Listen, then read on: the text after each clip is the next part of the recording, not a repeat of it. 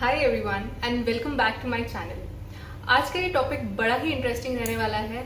It is about my personal favourite topic कि क्या science and spirituality कभी completely in sync हो सकते हैं, और अगर हाँ तो क्या यूनिवर्स की गवर्निंग लॉज हमारे पर्सनल गवर्निंग लॉज भी हो सकते हैं। जैसे कि क्या कर्मा शेप्स आवर डेस्टिनी और डेस्टिनी डिसाइड्स आवर कर्मा।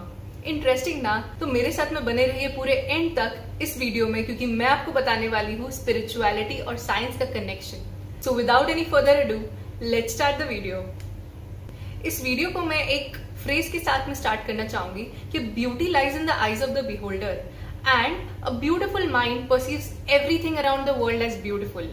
मतलब हम जिस लेंस या नजर से पूरी दुनिया को देखते हैं, हमें पूरी दुनिया वैसी ही दिखाई देती है। So let me explain this you in detail through a Hindu mythological story, जिसमें यशोदा माता कृष्ण भगवान के बाल रूप को मिट्टी खाते हुए पकड़ लेती है और उनसे मुंह खुलवाकर पूछती है कि क्या खाया तुमने। जब कृष्ण भगवान मुंह खोलते हैं तो astonishingly Yashoda Mata sees the entire universe inside Krishna Bhagwan mouth. सो इस स्टोरी से भगवान हमको यही बताना चाहते हैं कि पूरा यूनिवर्स उनके अंदर समाया हुआ है एंड हम यूनिवर्स का एक छोटा सा हिस्सा होके in that way we are also one with God. A very beautiful concept ना?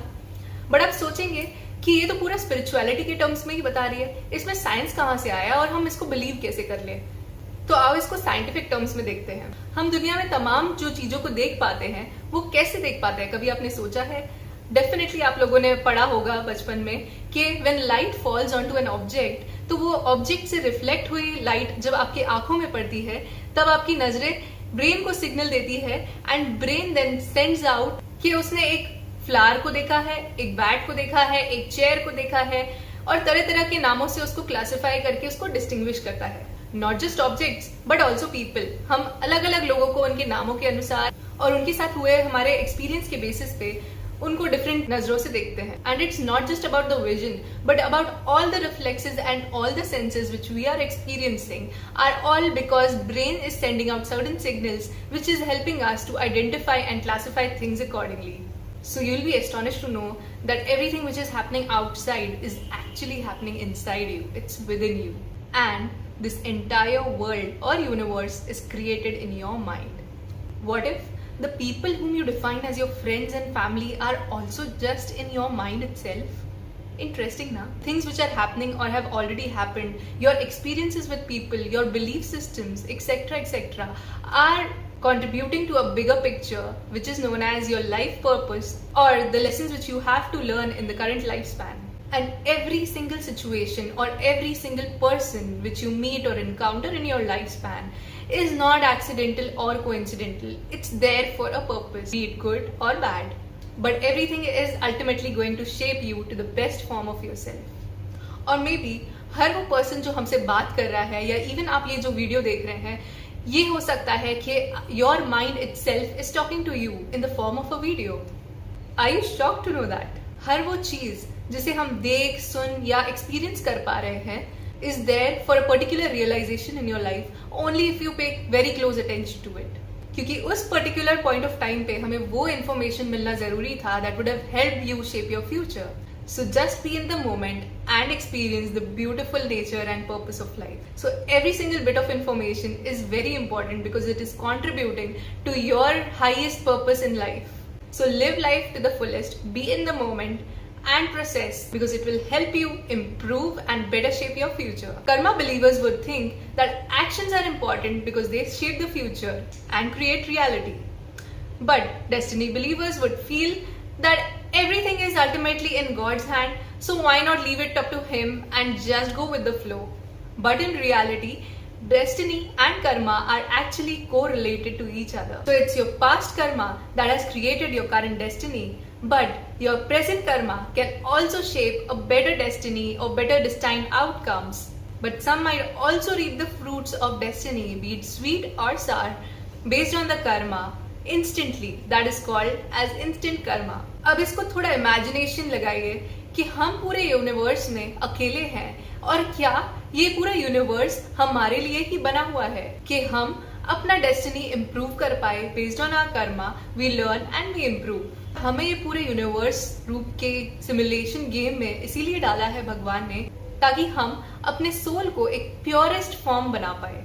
अब पूरे सिमुलेशन को, जो पूरे यूनिवर्स में चल रहा है, उसको हम आजकल के साइंटिफिक एंड टेक्नोलॉजिकल टर्म्स में बोले तो मेटावर्स से कंपेयर करते हैं। एक मेटावर्स में क्या होता है, आपका एक एवेटार क्रिएट होता है और वो हर वो जॉब कर लेता है जो आप एक्चुअल लाइफ में करते हैं, जैसे कि घर खरीदना या फिर आप वर्चुअली डेट पे जाना, वर्चुअली गेम्स खेलना अपने फ्रेंड्स के साथ में, virtual money and bitcoins and many more interesting things. जो आप एक्चुअल लाइफ में कर पाते हैं वो आप एवेटार के रूप में मेटावर्स में भी कर पाते हैं। एंड जो वो सिमुलेशन में आपको बाकी के एवेटार्स दिखते हैं अलग अलग लोगों के, वो एक फॉर्म में या तो आपका गेम इंप्रूव करने के लिए आए होते हैं, या तो एज एन ओपोनेंट आपको गेम में और बेटर कॉम्पिटिशन देकर आपका लेवल इंप्रूव कराने के लिए आए होते हैं। तो ultimately it's a win win situation for you, so make the most of it. तो क्या ये पूरा यूनिवर्स हमारे मेटावर्स के रूल्स जैसा ही है? एंड हमारा वो मेटावर्स गेम एंड कैसे होता है? क्या आपने कभी सोचा है जब उस एवेटार का पर्पस सॉल्व हो जाता है या एवेटार को बोर हो जाता है तो it voluntarily unplugs from the game? तो इस चीज का मतलब है कि हमारी अभी की लाइफ में हमें जो भी लेसन सीखने थे हमने वो लर्न कर चुके हैं, and God wants to unplug us from this particular life span so that we can be put into a better place and a better situation और a vice versa situation depending on our karmas.